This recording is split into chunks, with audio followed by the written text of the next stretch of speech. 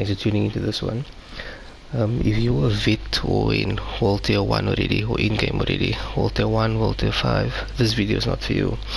It's basically a beginner's guide on how to put on a build for Solo PVE that is level 20 odd, because I've got some questions on one of my last raid build on how to make a Solo PVE build.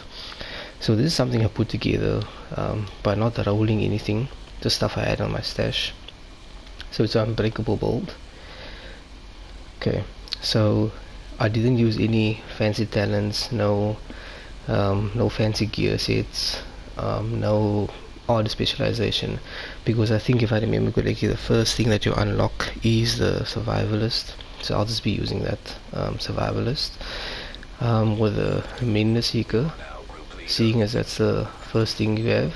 Is it's basically this the Mender Seeker, so you can have the skill haste that comes free. Basically, you don't need any skill power for that. The Reviver Hive, which is critical for you if you should die in a solo mission PvE.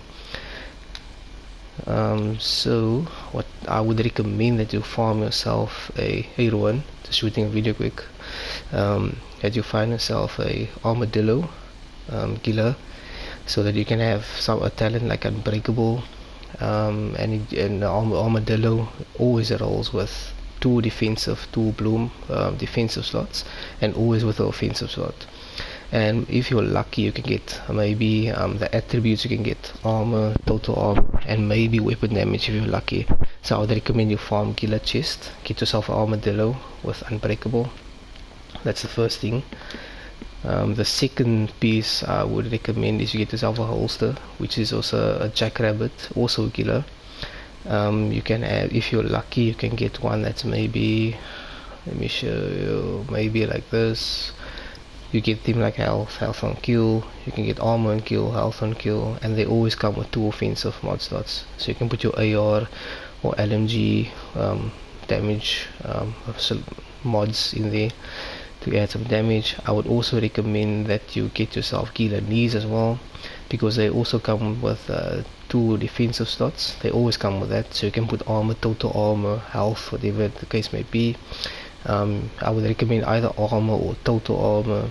It depends on what your loadout is, but I would recommend a blue attribute there, which is total armor, health, or just straight armor.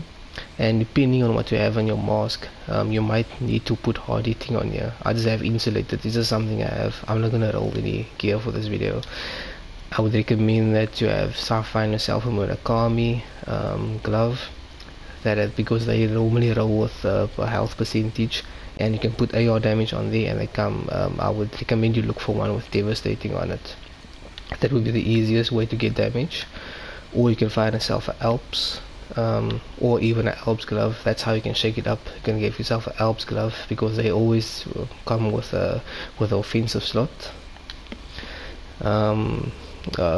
Backpacks, you always have a lot of choices here. You can either have killer. I just have Alps Summit here, because on a backpack you actually want to look for weapon damage, armor, total armor.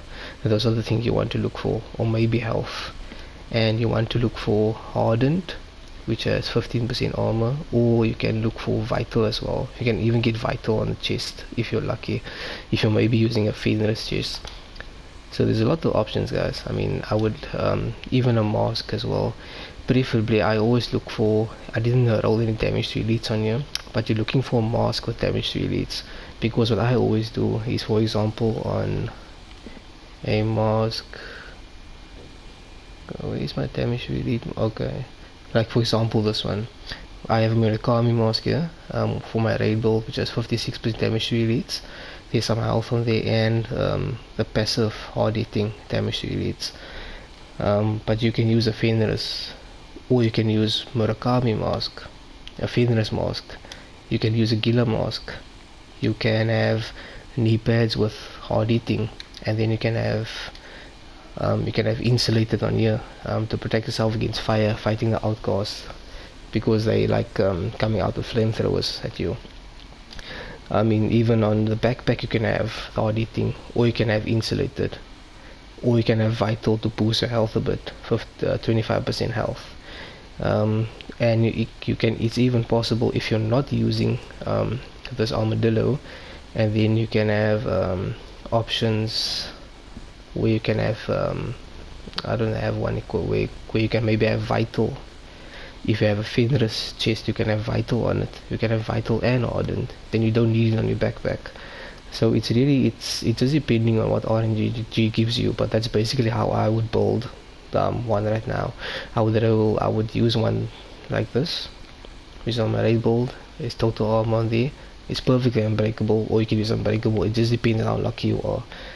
But that's the easiest way how to get armor and how to get damage.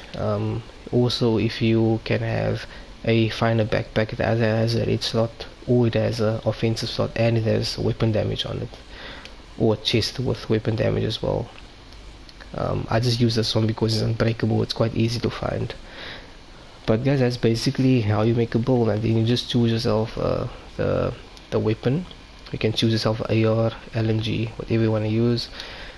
Here's IMG. So, and then you choose your survivalist D50. I would recommend you use it because, or have it equipped because of transmission. So you give it shock to get transferred to someone else. When it comes to gun talents, I would look either for measured or ranger. It just depends on the gun and the type of player you are. If you are all up in someone's face, I would go for something like measured. If you take more shots from far away, I would recommend something like ranger. If you're using rifles, I would, instead of using a Fenris, I would put an overload. I'll put the overload mask in here, because then you get 10% rifle damage. So what you always want to do is you want to use at least one gear brand that gives you 10% extra damage of that weapon, whatever it is that you have equipped.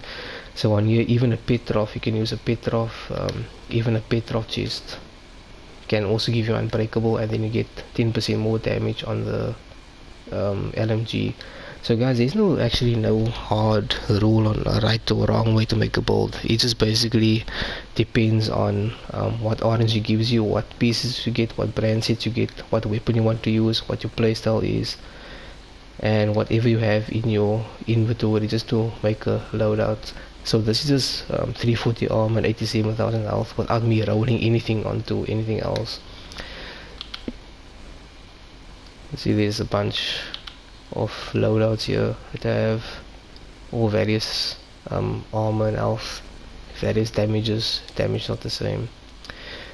But yeah guys, that's actually how you want to make a solo PVE build. Stack damage to elites, stack base damage as much as you can, and good luck agents.